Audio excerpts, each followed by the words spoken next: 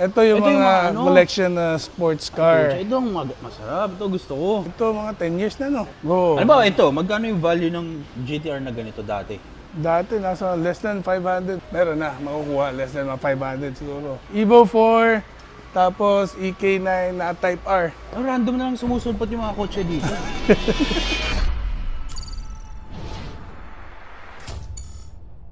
Tingnan yung mga Land Cruiser dito, guys. Bang.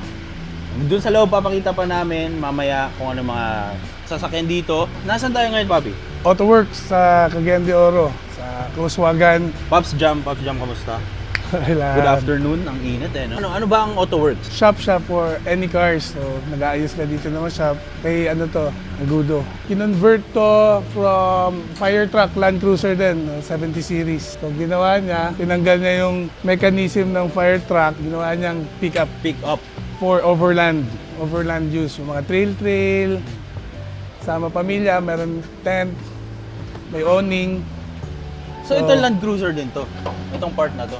Ito, hindi ko alam saan niya ito ang Land Cruiser ito ang talaga. Land Cruiser. Tapos dinagdungan. Dinugtungan. So, ang galing, no?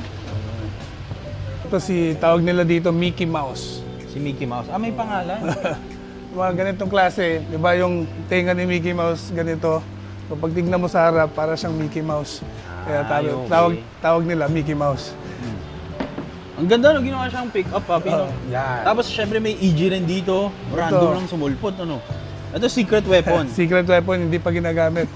Nakaset up na, pero hindi pa tinatry sa laro. Walaan nyo na lang, guys, based sa, sa Basta goma, B-series. Bang, Proxys yan, boy. Tapos, syempre, intercooler, turbo. Ano yung PH12 turbo yan? Ano ba to? Turbo na to. Ayaw magsabi kung ano nasa PH12 loob. daw, PH12. Okay, tas dito naman meron ding... Ito yung talagang original na fire truck. Tingnan mo ito yung yung mechanism. ganon. Yung ganon, yung kanina. Yung mechanism niya, andyan sa likod. Specifically, may fire truck ang Land Cruiser? Sa Japan. Japan to lahat galing. So all stock, all original. Pero mas malinis yun. Oo. Ito Ano ito, pinyesa, gano'n? Hindi, naka-standby lang. Hindi mapiyesa. So meron dalawa. Pinapataas yung value. Ay, okay na. Hinihinog. Ginihinog siya. Fire truck to, guys. So, tingnan nyo. Wow. Tapos, ito, Starlet. Starlet din to. Dating nilalaro yan. Ngayon, naghahanap pa ng makina kasi nasira yung makina niya. Oo nga pala, Pops. Since madalas kayo mag-karera or mag-racing, gano'n, mga panlaro, madalas din kayo masira ng makina. Sa ngayon, wala pa naman. Puro gulong ang pinapalitan. Oo, gulong. Isang beses pa lang kami nakapagpalit. 4 months na kami into racing. Wala naman, okay pa naman yung mga makina. Basta wag lang ipaputok. Sagad talaga, no? So guys, tinambak eh, no? Again, hindi ito mga normal na kotse, no? Tapos dito, ano naman ito, jeepney rin to. Chinap-chap yung mga gilid para pang trail and competition off-road. Tapos ito may Land Cruiser. Ito, pinakalolo nila. Ito, anong year ng ganito, Papi? Ito, di ko lang sure baka nasa 70s pa yata. 70s, no? Papi, curious lang ako, no? Kasi ang dami nating Land Cruiser dito. Ano to? From dati pa ba binili or matagal na sa inyo? Matagal na tong mga Land Cruiser nandito siguro. Ito, year 2000 pa. So mura pa lang yung mga price dati? Kasi alam ko, more than 1 million na yung mga ganyan. Mga ganito ngayon. Dati, nasa ano lang siya, nasa 300 pababa. Tapos ngayon ang mahal na, Ay, after mahal 20 years. No? Mas mahal pa sa bagong Land Cruiser yung second na lumabas eh, no? Basta i-fully restored tapos pinaganda talaga. Para siyang original pa yan. G-Wagon type eh, no? Bukas ba? Sarado. Yung susi, nasa office. Ayun, no? Ano to? So kaya Diesel. ginagamit yung ganito, no? Dati pang trail, na Nakalikabukan lang sila, no? Ano to, Bobby? Project din talaga ni Tito yan? mga collection lang talaga dito. So hindi na siya minodify or anything. Stock lang siya. Tansya ko rito, mapapiyesa to eh. Parang donor car. Donor ganun. cars eh. Tapos ito LC. Land Cruiser din. 105. LC 105. 1HZ na makina. Ano mas mahal, Pops, na value? Ito or itong isa? Ito. Mas mahal pa to. Okay. Kasi anong year ba to? Nasa... 1998 siguro to or year 2000. Kasi ang 80 series, 96. So, siguro pagkatapos ng 80, nagkaroon ng 100. Ito, LC 100. Ay, Land Cruiser din to. Oo. Ang dami Tapos, Land Cruiser, eh, no? 105. So mas nauna to kaysa dito. Oo. So ito siguro nasa 2,000 na. Hindi ko sure. Pero ito naka-lift. Ang tanong, Pops, ano yung ginagamit dito Ito, talaga na ang daily car. Daily. Pag may baha, ito gagamitin. Pag medyo mataas ang baha, yung ano pick up naman? lang, pick up. Depende rin sa baha yung gagamitin kotse. Pag medyo tuhod lang, yung pick up. Pero kung bewang na, ito na. Tapos dito, Ito yung mga collection na sports car. Ito ang masarap. Ito gusto ko. Okay, sub muna. Sab muna. Okay, so si Figo is Tignan natin siya. son mo, Pops, no? Yes, it's my eldest. Ayan. Simula tayo sa anong pinaka-kotse nasa dulo? Ito, Cappuccino. Suzuki Cappuccino. Suzuki Cappuccino. Yes. Curious Sa- ako kailan siya tinanggal yung takip. Kailan siya uling binuksan? No, tagal na. Pagkatapos ng car show sa province. B2B. Pwede pa. Pero ano to, Pops? All working lahat ng kotse dito. Opo. Basta may makina, no? Cappuccino. Ito guys, bihira nyo makikita to kasi wala tang nilabas na ganito sa Pilipinas, no? Wala. Japan. Japan lang. Ay, ang liit ng makina, no? Yung strut bar niya guys, ang liit. Sa Japan, na-engine swap nila pero Engine Hayabusa shop sa nila. Hayabusa. Hayabusa yung motor. Tsaka tignan nyo yung battery nito guys, ang liit. Ano pang motor eh, no? Nasa gitna. Tapos ito, dito naman, may Glanza din. Glanza V. Ito pares dun sa kotse mo sa labas. Apa. Okay, so, Ito naka front mount. naka front mount. Okay. Sa akin naka top mount eh. Top Stock. mount. Ano pinagkaiba ng para sa'yo? Kasi front mount sa top mount. Pag-distribute ng air, Mas humigop. Mas malakas humigop. Tsaka mas malaki yung intercooler niya, no? Kumpara kasi yung CT9, ay yung stock guys, halos ganito lang kalaki, Pops, no? Intercooler mas malaki. Mas nakakaipon ng air. for EFT. Or EFT rin to guys, oh. Strut bar. CT na stock, ganito yung itsura niya sa akin guys, pero ito naka ano lang. Front mount, iba yung intake, no? Ito siya papunta sa intercooler. Tapos ito na yung ano, R33. Nagsa-start yung mga ganito o lobat na sila? Luhat na. Bakit papi, curious lang ako, bakit pala siya ginajack? Kasi para mas ma-relax yung suspension at gulong. Ay, hindi para, hindi mapanis yung mga gato, no? Hindi gumato. Yung mga kotse na to, matagal na sila dito talaga. Matagal na. So mga 10 years na, no? Pero yung- Maliit pa siya nun, dito na. Yung value nila dati, mababa talaga. Oo. Ano ba ito? Magkano yung value ng GTR na ganito dati? Dati nasa less than 500. Meron na, makukuha less than 500 siguro. Depende sa makachamba ka. Dati, madalas ang chamba kasi ang surplus papunta lahat sa atin. Pero nung time na nagkaroon kayo nito, Pops, tito mo ba si Tito? Oo. Tito mo siya. So, nung time na may 32 kayo, feeling ba nun, parang wow, may 33 tayo GTR? Hindi pa O siya iba sa ganun. feeling sa ngayon? Oh, dati Parang normal car lang ba siya dati? Normal lang, parang ano ba yung value, parang race car. Okay, race car. Tapos ngayon, grabe yung taas ng value niya, yung presyo. Kasi- Na-appreciate na tapos talaga. Kasi one factor, Pops, kaya tumas dahil dun sa bawal mag-import, no? Sa US, dumami na yung kalaban dumami natin. na. May pumupunta na ng US yung mga importation from Japan. So, tumaas na yung demand, wala nang supply. Ito ang RB26. Yun. Sino yung nagme-mekaniko ng mga ganyan? Dito din. Oo, dito din. Dito rin. Kabisado nyo rin. Kabisado rin. So, may search sa YouTube or sa kanino magtanong, pero mostly sa mga makina, kabisado na niyan. Dito kung anong mga problema. Si Tito, mekaniko rin siya. Mekaniko na. Talaga? Passion niya talaga ang cars. Kotse. Kung hindi ka marunong talagang mahirap Hindi ko alam mag-maintain. saan dadalhin. Oo. Tapos pakita ko lang guys yung famous na taillights nito. Siyempre, GTR, ayan Skyline. Pero may Evo din. Tsaka may EK9. Oh, Tama Evo ba? 4. Evo 4, tapos EK9 na Type R. Random na lang sumusulpot yung mga kotse dito. Ito, Siyempre, 4G63, turbo. straight from Japan. Tapos ito legit siya na Legit Evolution. siya. Oo. EK9, para sa mga Honda boys EK9, natin. Ayan. Pops, dati, nung 10 years na to, no? Hindi nyo pa Oo. naiintindihan dati. Yung mga mahilig lang talaga sa kotse, sila yung talaga, sa appreciate talaga.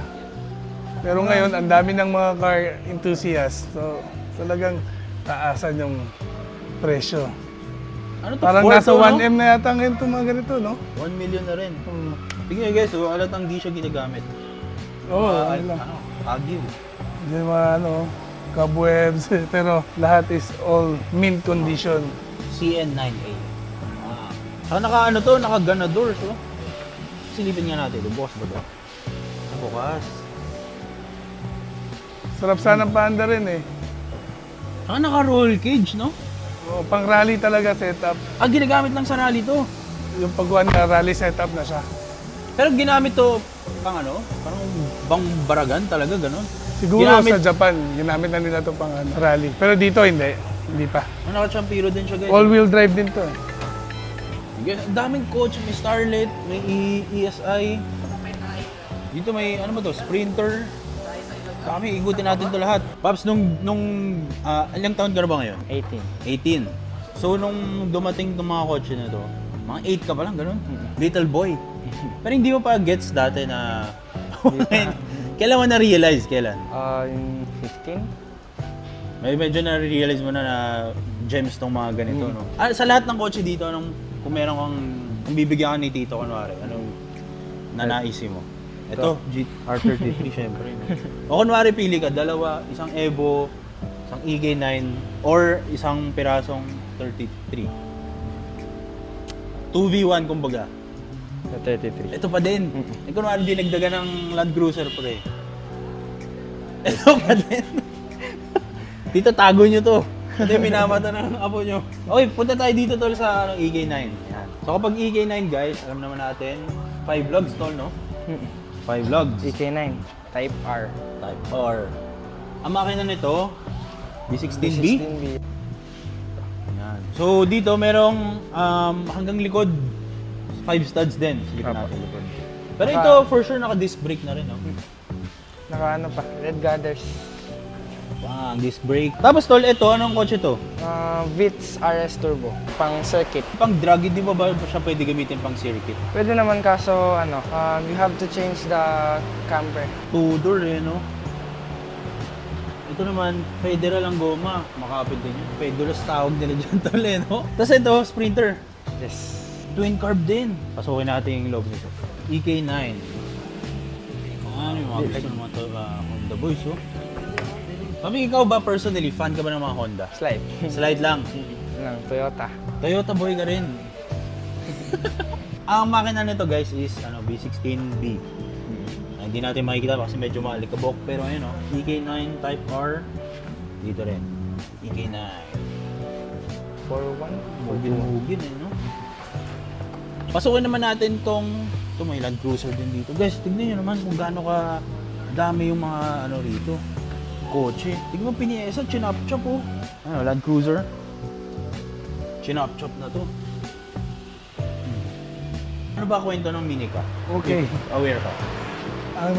Ang Minica, dati siyang public utility vehicle. Parang taxi, gano'n. Parang taxi. Dito sa Cagayan de Oro, nasa 70s ginagamit to. Kasya yung tao sa ganyan? Pero Kasya. parang sikip eh. Kasya dito, 5. 5? Oo. Parang pagsakay ko di... 5, 3 bata sa likod, tapos 2 adult sa harap. Papi, try nga natin umupo. Okay, kasyang-kasya oh. Pero hindi eh. Pero hindi ka komportable. Ganun talaga dati. So ano siya? Parang taxi din pala. Oh, taxi siya. Parang Public Mitsubishi. utility. Mitsubishi. Pwedeng Mitsubishi, pero mukhang Maserati yung Tingnan yung wiper guys oh. Mas malaki pa yung isang dangkal. All original, binalik talaga pag-restore. Pati mga bolts and nuts. Kompleto. Talagang from Manila, kinuha nila pang Minica talaga. Mahilig din si Tito sa show. Oo, masali din siya ng niya. car show, autocross, off-road, jet ski, jet ski, trail. Jet ski, pinaka-random eh, no? Oh, Jet ski. anything with engine, gusto niya yan.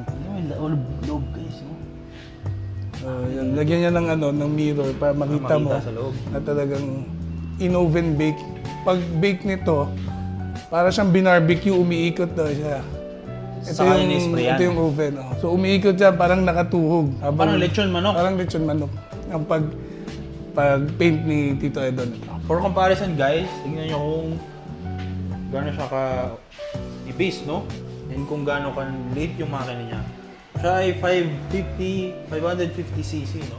So hindi pa siya umabot sa 1.0.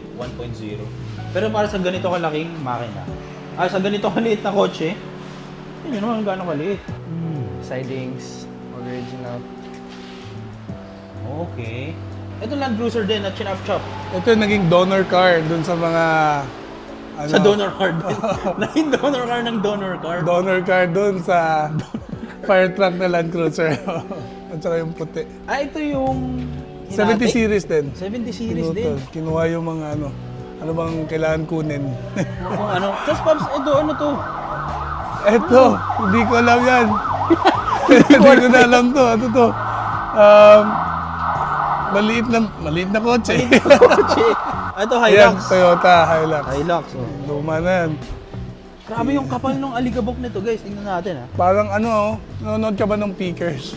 Yung pupunta sila sa mga ano, no? Yung mga barn. Mga offeran nila, no? Oo. Tingnan natin, guys, gaano kakapal yung ano nito.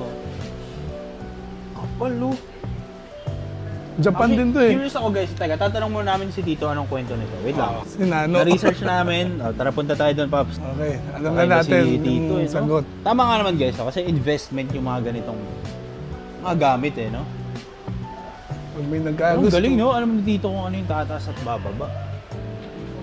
Basta rare, no? Ito, si Midget. So, ang tawag daw dito is... Midget. Midget. Maliit. Midget. Daihatsu. So, saan daw siya ginagamit, Pops? Sa Japan daw, merong mga roads doon na mga maliliit. Ito yung utility car nila. Utility vehicle So, nila. pwedeng kargahan kasi pick-up style to. Maliit. Tignan nyo, guys, kung gaano kaliit to. Tayo ka, Chuck. Si Chuck is 6-footer ka ba? 5 foot. 5 foot. Pero ang liit, no? Tsaka yung ano nyo, guys, yung spare tire nasa harapan. Ito, ang spare tire. Nasa harap. Tayo natin. Yan, ano siya? Naka-mugs pa, oh. Naka-mugs. Naka-mugs pa. Naka T37s. Ito sa taas, oh. Kita mo, pick up siya, oh. So guys, ito yung itsura sa loob. De-describe ko na lang sa'yo, Pops, ha? Left, Sige, hindi na ako kasya dyan, eh. left yung kanyang shifter. Tapos, hindi parang right-hand drive siya kasi... Right-hand drive, no? Yung kambyada. Oo. Tapos, may aircon din. The option niya, meron sa mukha, meron din sa paa. Walang gitna nga lang. Tapos pick up siya, no? So mostly ginagamit talaga to guys pang hakot, no, Pops, no? Utility. Yan, tapos yung steering wheel niya, naka-stock din. Anong year kaya yung mga ganun? Iba talagang Japan mag-invento, no? Kaya nga eh. Ano, mga champiro, mga goma dito, dueler, oh. Ito, nakatambak lang. Ay. Ayun, oh. Ito pala yung itsura, para nag-wonder kay guys, ito yung Dito itsura ka sa taas, oh. garahe. Dito ka. tayo. Yan. Pero hindi ito yung lahat, Pops, no? Hindi pa to lahat. Meron nasa labas, may mga nasa loob pa dito. Actually, marami pa doon. Ay, yung itsura niya, no? So, bilangin natin yung mga Land Cruiser. Doon sa kanina may 4, Pops, no? Apat na nakapasok dyan sa tent. Sa garahe. So, dito may 5, 6, 7, 8, 9, 10. 10 na Land Cruisers. Oo. Bilangin nyo lang magkano yon. Tapos May troop pa pero wala dito, nasa bahay dito. Maganda rin yung troop. Tapos, yung mga Land Cruisers na yun, guys, hindi siya tambak. No? May value yung mga yun. Tapos, meron ding Glanza. Ilan yung Glanza, Pops? Yung mga Starlet. 1, 2, 3, 4, 4, 5. 5. 5 Starlet. 5 Starlet. EG, ilan?